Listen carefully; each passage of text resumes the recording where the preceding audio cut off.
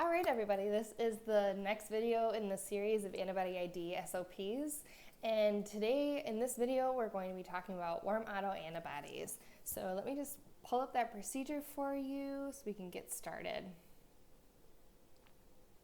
All right. So at this point, you have used the antibody ID guide procedure to tell you, okay, I have an antibody reacting with all my cells with same or similar reaction strengths, and my autocontrol is positive, and my polyspecific DAT is positive, or I have a positive DAT with IgG. So then it tells you to refer to the warm autoantibody workup procedure. So we're in that now. And just in the principle of the procedure, I talk about how warm autoantibodies are often IgG antibodies, although some can be IgM and IgA in nature. And that they react at 37 degrees in AHG. And then also these antibodies will react with the patient's own cells, hence autoantibody.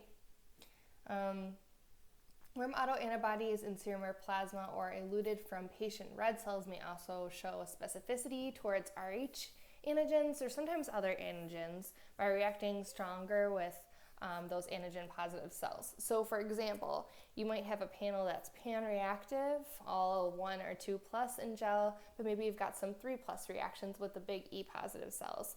That's what we mean by specificity. So just keep that in mind when you're going through the workup.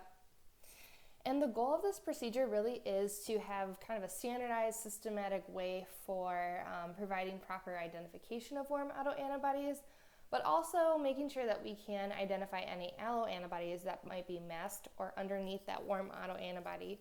And then so we can provide safe blood products for patients and perform proper compatibility testing. All right, so now you're thinking, warm autoantibody, what do I gotta do next to identify it? So, when your gel panel is pan-reactive and your DAT is positive, we know that we need to uncover those alloantibodies. And so we are going to want to perform some parallel antibody testing in other methods. So what this means is we are going to start out by using LISS screens to perform tube testing to see if we can get underneath that warm autoantibody. And then we'll move to saline if we need to see if there are any alloantibodies. So we kind of move through our next methods, our next least sensitive methods to get us to be able to see the allos. So the procedure talks about perform a LISS screen and autocontrol per our standard operating procedures, and then what to do based on our reactions. So it talks about if your screen is negative, you've ruled out all your alloantibodies, and then you can go on to do your DAT and Eluate. So then you can complete your antibody ID. If your screen is positive, I have it broken down into if your screen's pos with all screening cells reacting with the same or similar strengths, all screening cells reacting with different strengths, and then if only 1 or 2 of your screening cells are positive.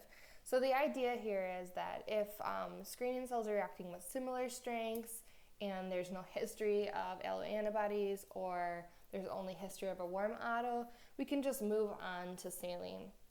If we do have histories of alloantibodies, we may need to do some work in LISS. So for example, if you have an anti-big M or an anti-M and all 3 screening cells are pos for the M antigen, you might say, that could be the M and not the warm auto. Maybe I need to do some rule-outs in LISS. So that's kind of the mindset you want to have when you're going through here.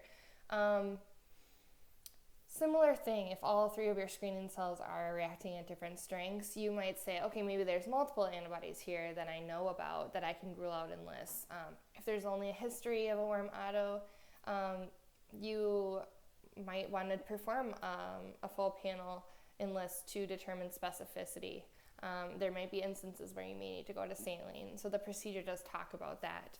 If only a couple or 1 or 2 of your screen cells are pos and they have history of alloantibodies, then yes, we probably are seeing the alloantibody like the big E or the anti-K in the LISS screen. So just walk through that section to know what you need to do. Don't just assume you want to move to saline right away. And then the next section is what to do if you're moving to saline, how to evaluate these results. So if your saline screen's neg, all your allos are rolled out, proceed to DAT and Eluate sections. If your screen's positive with all 3 screening cells, you might have a history of alloantibodies, and you might perform some rule-outs in saline. Maybe you only have a history of a warm autoantibody or no previous history. In that case, feel free to send to the Red Cross. Likely, they're going to need to do red cell adsorptions for us.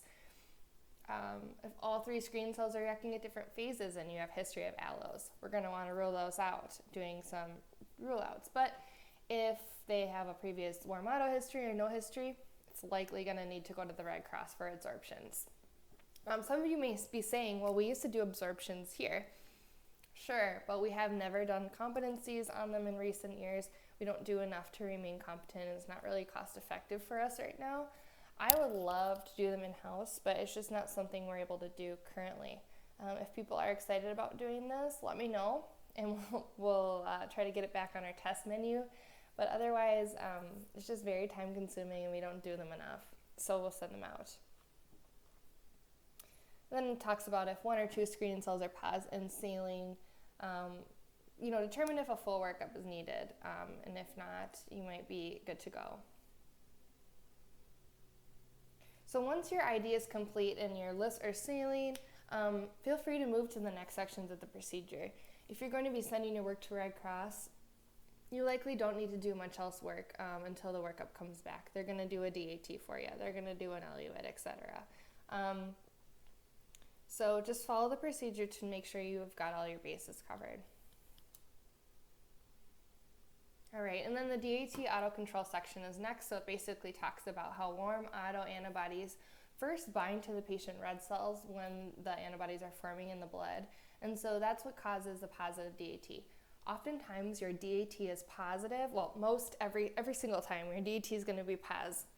And that's going to be your first detectable sign leading to warm autoantibodies sometimes. All the antigen sites are free and then on the red cells. Then when the warm auto starts to grow, all the antibodies bind to the cells. And then once those antigen sites are all bound, that's when the warm auto starts pulling into the serum or plasma. So you might not always have a positive screen right away. 67% of warm auto cases have both IgG and C3 positive DATs.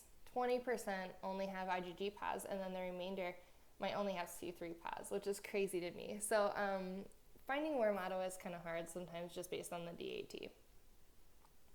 The next section is the Eluate, which is the end-all decision maker. If your Eluate is pan-reactive, you've got a warm autoantibody. If your DAT is pos. So we do need to be completing Eluates in-house to identify the warm auto the first time. All right, the next section is phenotyping the patient for the corresponding antibodies and the Rh and Cal blood group antigens. So of course, if you ID an antibody, perform the complementary antigen typing. We all know this. We also provide Rh, so big D, C, E, Cal matched red cells to all our warm auto patients to prevent alloimmunization from transfusions. So make sure you do your antigen typing if you're able to.